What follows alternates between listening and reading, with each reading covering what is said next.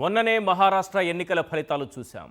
అన్ని పార్టీలకు దిమ్మదిరిగే షాక్ ఇచ్చిన బీజేపీ ఢిల్లీలోనూ అదే హై వోల్టేజ్తో షాక్ ఇచ్చింది.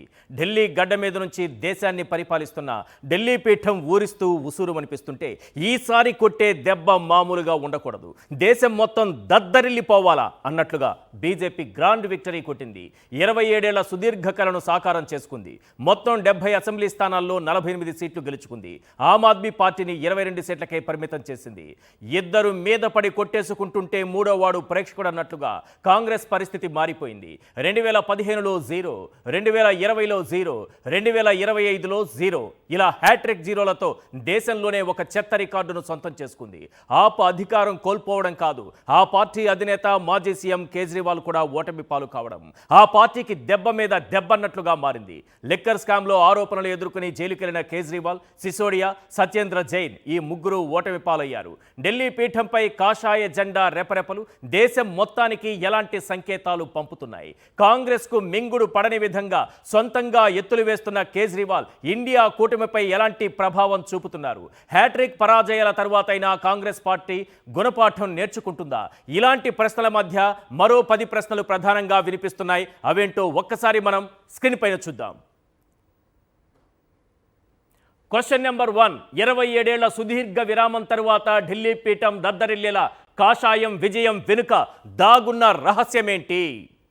క్వశ్చన్ నెంబర్ 2, 11 ఏళ్ల పాటు ఢిల్లీని ఏలిన ఆమ్ ఆద్మీ ఈ ఎన్నికల్లో పరాజయం పాలవ్వడానికి కారణాలేంటి?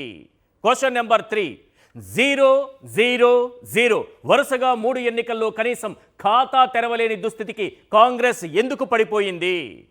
క్వశ్చన్ నెంబర్ 4, అప్పుడు సంచలనం, ఇప్పుడు ఘోర పరాజయం, కేజ్రీవాల్ను ఢిల్లీ ప్రజలు ఎందుకు పక్కన పెట్టారు? క్వశ్చన్ నెంబర్ 5, అవినీతి ఆరోపణలు, లిక్కర్ స్కామ్, అరెస్టుల ప్రభావం ఆప్ను ఓడించడంలో కీలక పాత్ర పోషించాయా? క్వశ్చన్ నెంబర్ 6, ఢిల్లీ ఎన్నికల్లో పార్టీలన్నీ పోటీపడి ఉచితాలు ప్రకటించాయి. ఈ ఫలితాలపై ఆ హామీల ప్రభావం ఎంత? క్వశ్చన్ నెంబర్ 7, 2024 సార్వత్రిక ఎన్నికల తరువాత మహారాష్ట్ర, ఢిల్లీ విజయాలతో దేశంలో బీజేపీ మరింత బలపడిందా? క్వశ్చన్ నెంబర్ 8, ఆప్ కాంగ్రెస్ ఓటమి ఇండియా కూటమికిస్తున్నటువంటి మెసేజ్ ఏంటి? కలిసి పోటీ చేసి ఉంటే ఫలితం వేరేలా ఉండేదా? Question number 9, Maharashtra, Delhi assembly ఎన్నికల్లో అనూహ్య విజయాలతో జమిలి కసరత్తు బీజేపీ మరింత ముమ్మరం చేస్తుందా? క్వశ్చన్ నెంబర్ 10, 10 ఏళ్ల తరువాత కూడా మోడీ ఇమేజ్ చెక్కు చెదరకుండా అలానే ఉండడానికి కారణమేంటి? ఇలాంటి 10 ప్రశ్నలు ప్రధానంగా మనకు వినిపిస్తున్నాయి. దీంతో పాటు ఒక్కసారి స్క్రీన్ పైన మనం చూద్దాం, ఓవరాల్ ఓట్ షేర్ ఎలా ఉందనేది స్క్రీన్ పైన పరిశీలిద్దాం. ఫస్ట్ సీట్ షేర్ చూద్దాం. మొత్తం 70 అసెంబ్లీ స్థానాలకు సంబంధించినటువంటి ఫలితాలను మనం చూస్తున్నాము. ముందుగా ఓట్ షేర్ మనకి ఇక్కడ కనిపిస్తోంది. రైట్, ఓట్ షేర్ చూస్తున్నాము.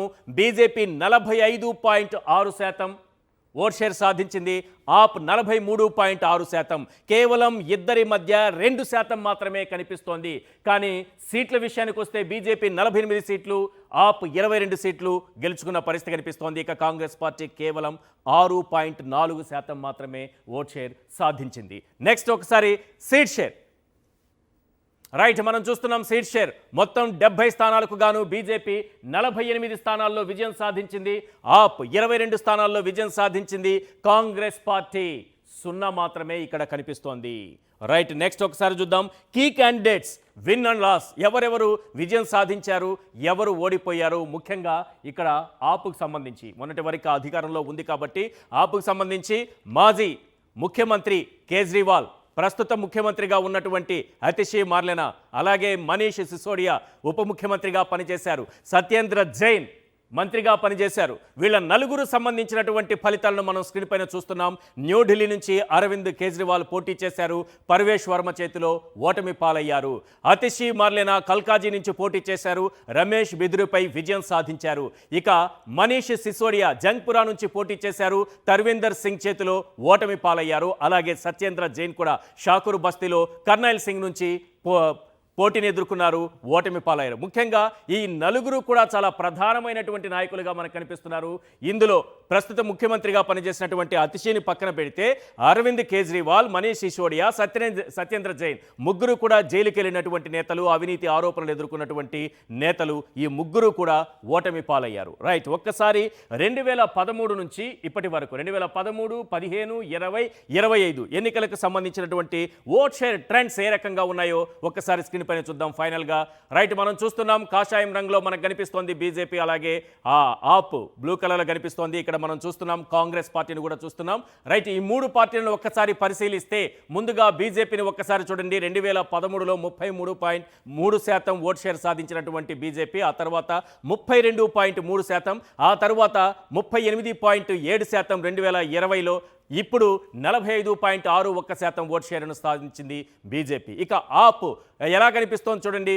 ఆప్ గ్రాఫ్ ఒక్కసారిగా పైకి లేచి క్రమంగా కిందికి పడినటువంటి పరిస్థితి కనిపిస్తోంది. 2013లో 29.7% కలిగినటువంటి ఆప్ ఆ తర్వాత 54.5%కి లేచింది. 54.5%కి 2015లో, 2020 వచ్చేటప్పటికి 53.8%, ఇప్పుడు ప్రజెంట్ 2025కి వచ్చేటప్పటికి 43.55% ఓట్ షేర్ని సాధించింది. ఇక కాంగ్రెస్ పార్టీకి చూడండి, చాలా దారుణంగా గ్రాఫ్ ఏ రకంగా కిందికి పడిపోతూ వస్తుంది. అక్కడ ఒక్కసారిగా పైకి లేచి కింద పడినటువంటి ఆపును చూసాం. ఒక కన్సిస్టెన్సీ మెయింటైన్ చేస్తూ వచ్చినటువంటి, ఎక్కడా కూడా 30+, 30+లోనే బీజేపీ కనిపిస్తూ వస్తోంది. ఆఖరికి 45 వరకు వెళ్ళింది. కానీ కాంగ్రెస్ పరిస్థితి చూడండి ఒక్కసారి.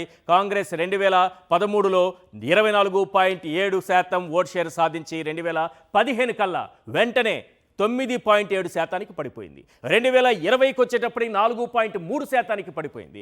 ఆ తర్వాత ఇప్పుడు 2025లో 6.35% ఓట్ షేర్ సాధించి 0 స్థానాలు మాత్రమే గెలుచుకుంది, 0తో మిగిలిపోయింది. గత 3 ఎన్నికల్లోనూ కాంగ్రెస్ పార్టీ సాధించింది కేవలం 0, 0, 0, హ్యాట్రిక్ జీరోలను సాధించినటువంటి పరిస్థితి కనిపిస్తోంది.